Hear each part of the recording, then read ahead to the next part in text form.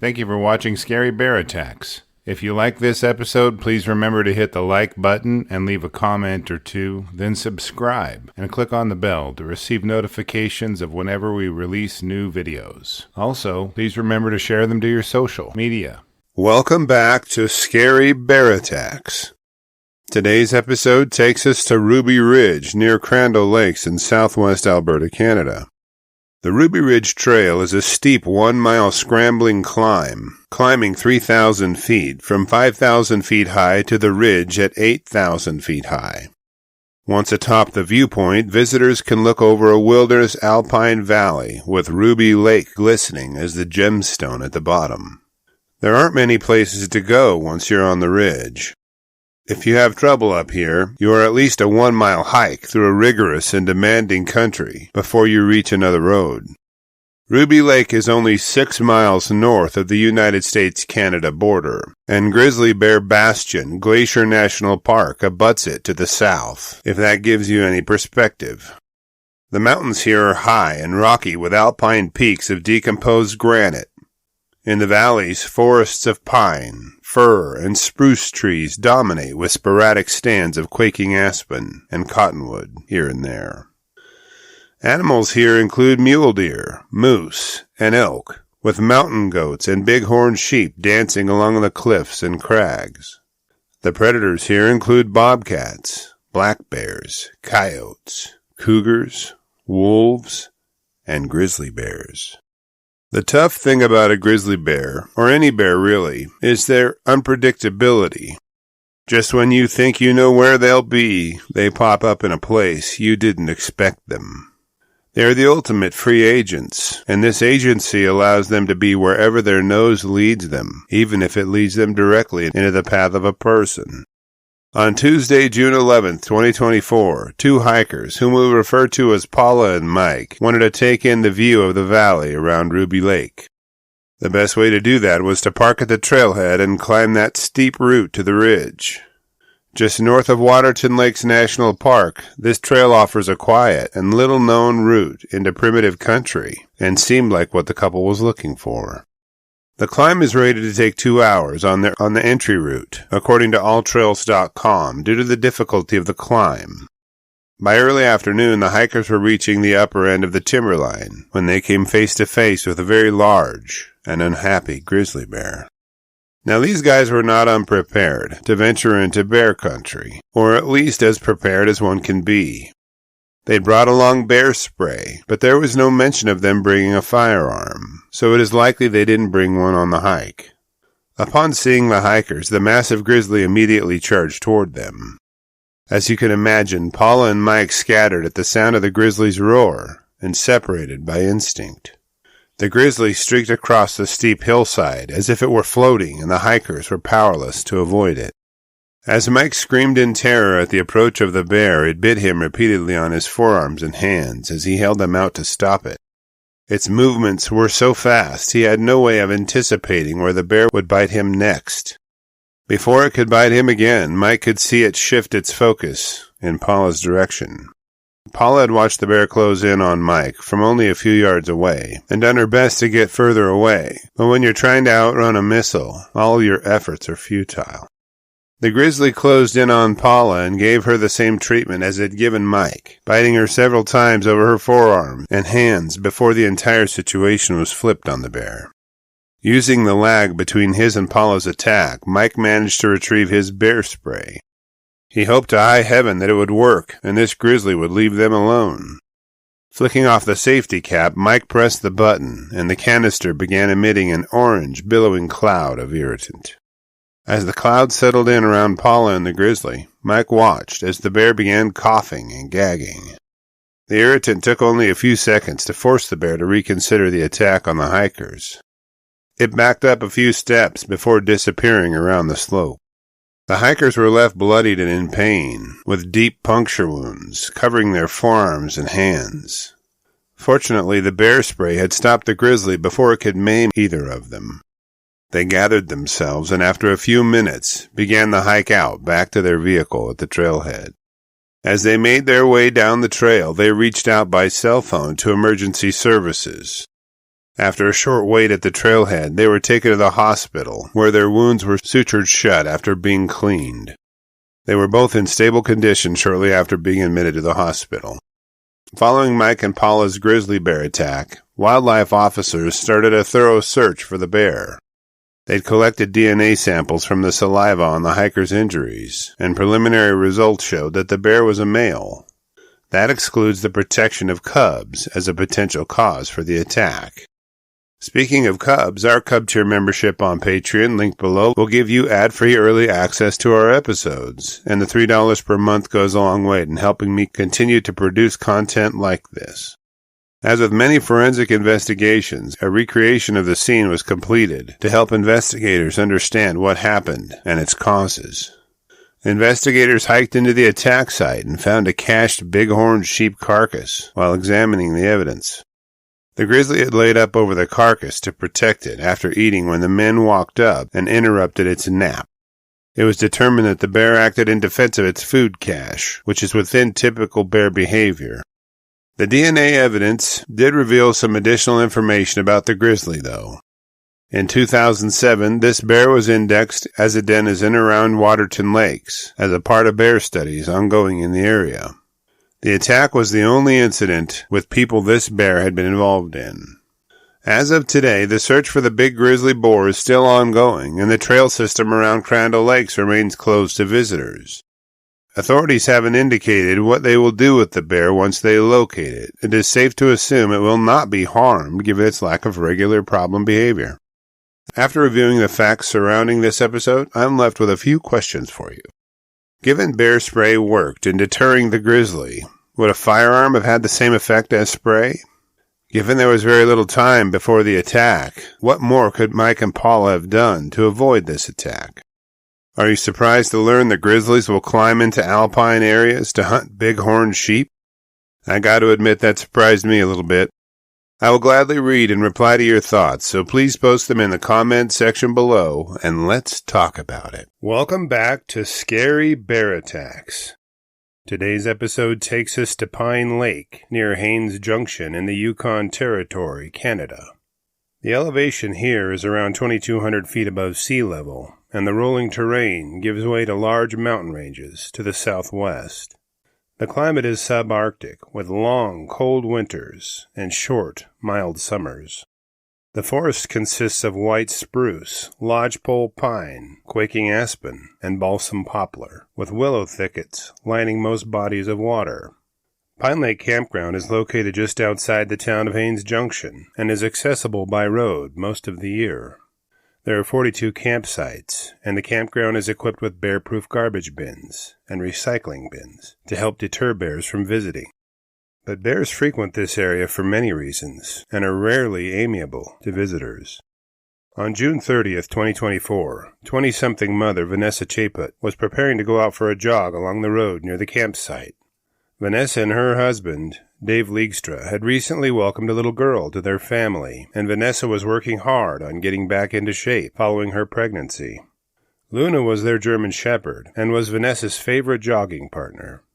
Vanessa would always put a leash on Luna, and the companions would bounce along the jogging path for a while together. Before departing, Vanessa put her hair up with a hair clip just before grabbing Luna's leash and heading out the door for an evening run. I could find no source indicating Vanessa brought along bear spray or a firearm on her run this day. After a short distance, Luna and Vanessa found their groove and settled into a comfortable pace. As they rounded a bend in the road, Luna began acting differently shortly before the dark shapes of 4 grizzly bears materialized off the road several yards. Being a native of Haines Junction, Vanessa knew that a close-range confrontation with a single bear could end badly, let alone 4 bears. She noticed that none of these grizzlies was a cub, and they were each full-grown and powerfully built. She decided to try to slink away quietly before Luna tugged the leash from her hands and dashed toward the grizzlies.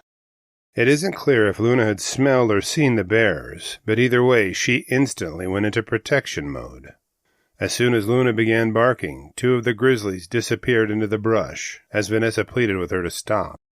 The largest of the grizzlies didn't run off, though.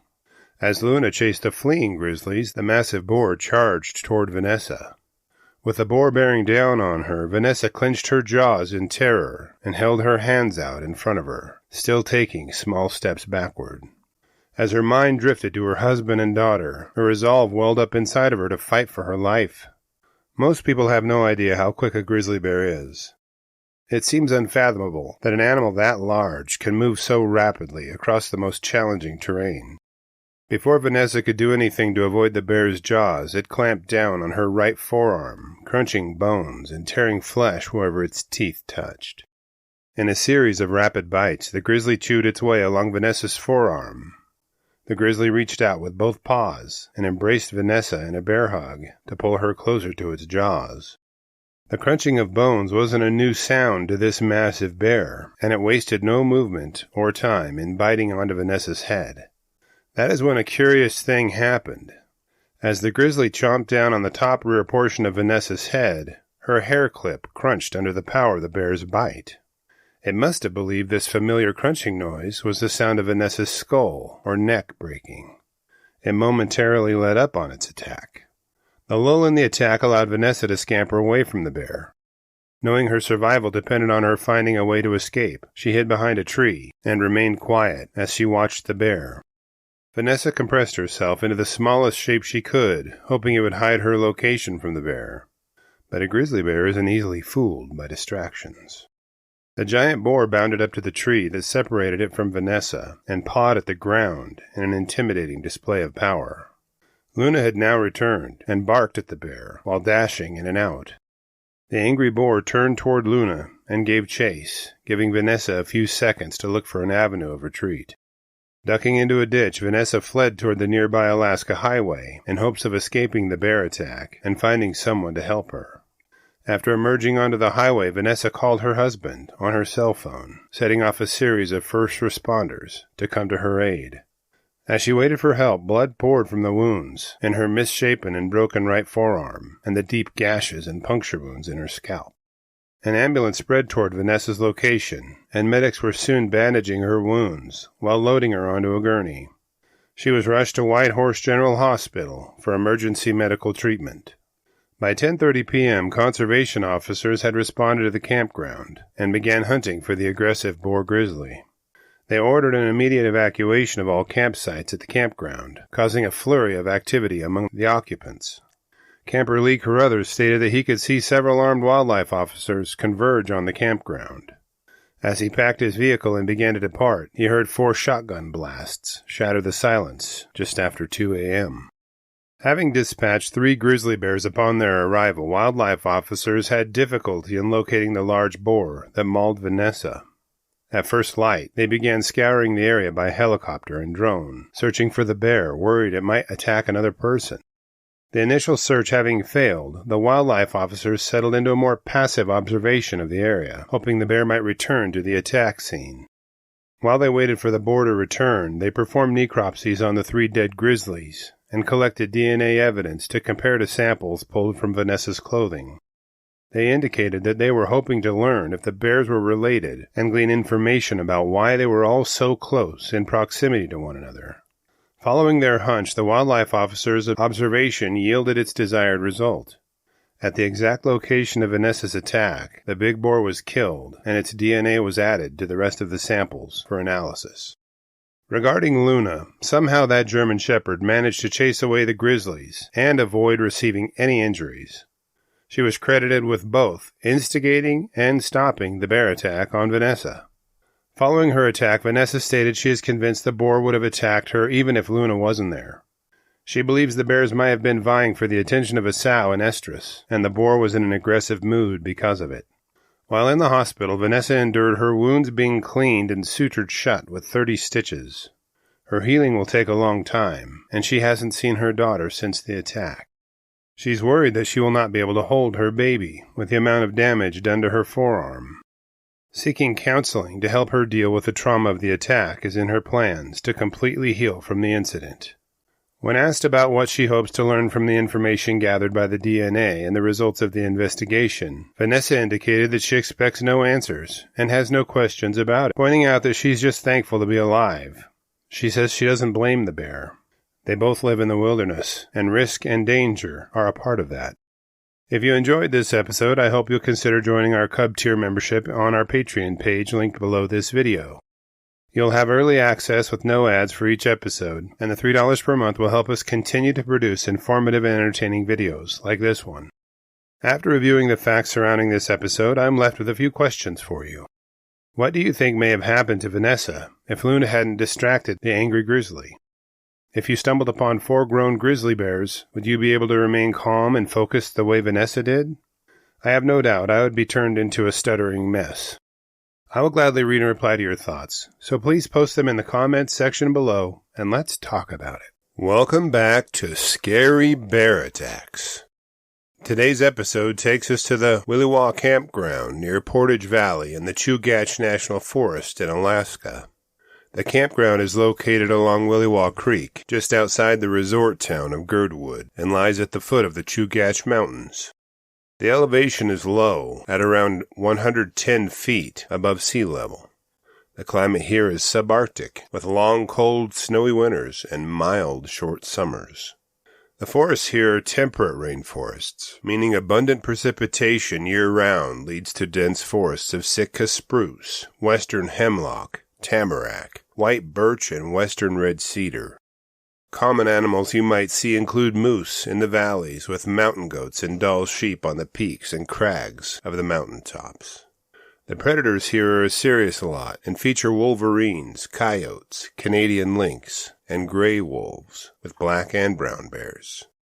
This area is a sportsman's paradise, with prime fishing for salmon and hiking trails unparalleled.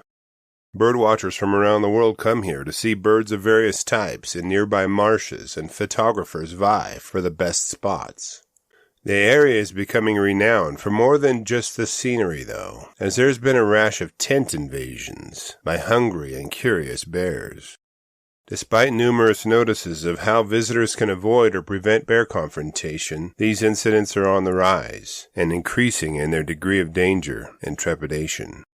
On June 14, 2024, a couple whom we will refer to as Doug and Dana were tent camping at Willywaw Campground. They'd spent the day taking in the sights and enjoying their time together. By evening time, they prepared to retire to their tent for a good night's rest. As the couple slept, a very dangerous visitor discovered the location of their camp. It isn't clear if this black bear was used to finding food at the campsite or something else had brought it into their tent. One thing is clear is that they didn't store food in their tent and didn't have anything considered attractants that would entice the bear to investigate. No source I could find indicated that they had bear spray or a firearm with them on their camping trip. At around 2:30 a.m., Doug and Dana were awoken by a strange noise. They turned on their flashlights to see a bear's claws pushing through their tent, inward toward them. As they watched, the bear bit onto their tent and pulled and pushed, stretching the material to its limits. Doug began yelling at the bear in an attempt to frighten it away. His actions did nothing to deter the bear in its unclear mission. Within a few seconds, the bear leapt onto the tent and tore the fabric as it was draped over Doug and Dana. The couple knew that they had to fight for their life. This unprovoked attack alarmed them, and they were worried that the bear may want to take their lives. During the fracas, Dana received a wound to her face before the bear decided the attack on the couple was worth less than the risk and ambled back into the brush. In the morning, Doug and Dana notified authorities of the black bear's escapades. Investigators were sent out and took DNA samples from saliva on the couple's tent and took it to a laboratory for analysis. The results came back and identified the bear was a male, which limited the culprits by half. Following the attack, Dana received medical attention from a local hospital, and her injuries were classified as non-life-threatening. This attack ended much better than it could have, but this black bear was not finished with its investigation into people who were sleeping in their tents. Investigators chalked the attack up to a young male black bear discovering the boundaries of living near human populations, but missed the fact it could be the initiation of a concerning pattern of behavior. On Tuesday morning, June 25th, wildlife officers were patrolling the campground as a young male black bear appeared and meandered amongst the campsites. They watched as it followed its nose through the campground and investigated items that piqued its curiosity. Then the bear did something that raised their concerns, as they realized they had found the bear's behavior demonstrated a familiar pattern. The investigators watched as the bear approached a tent that the officers knew was occupied by sleeping campers. They watched as the bear pawed and bit at the tent, in a continuation of the behaviors exhibited in the prior attack. It isn't certain if this was the same bear or a different one, but the fact it demonstrated the same alarming behavior was a good indicator that it was the same bear.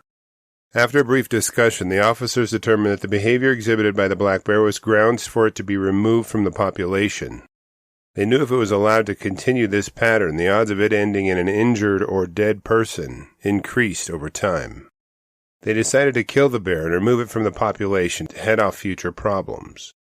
After the bear was shot and killed, its body was taken for a necropsy, and DNA samples were pulled for comparison from the prior attack. If the samples matched, then they could conclusively decide that they may have headed off a bear with a dangerous and predatory perspective of people. Following the two incidents, the U.S. Forestry Service closed the surrounding area, near the Willywaw Campground, as well as near Black Bear Campground. They also temporarily forbade soft-sided campers and tents for visitors. They noted that the bear had become accustomed to finding food in the campground, and this dangerous habit led to its removal from the population. This proactive approach to problem bear resolution drew its share of critics, and supporters as well. Few people desire to see bears culled who haven't killed or injured people, but waiting until such an event occurs is negligent, according to supporters. The young male black bear was noted as being habituated to people, in general, and observers noted no cubs being present at any point, eliminating the possibility that either incident may have involved a sow with cubs.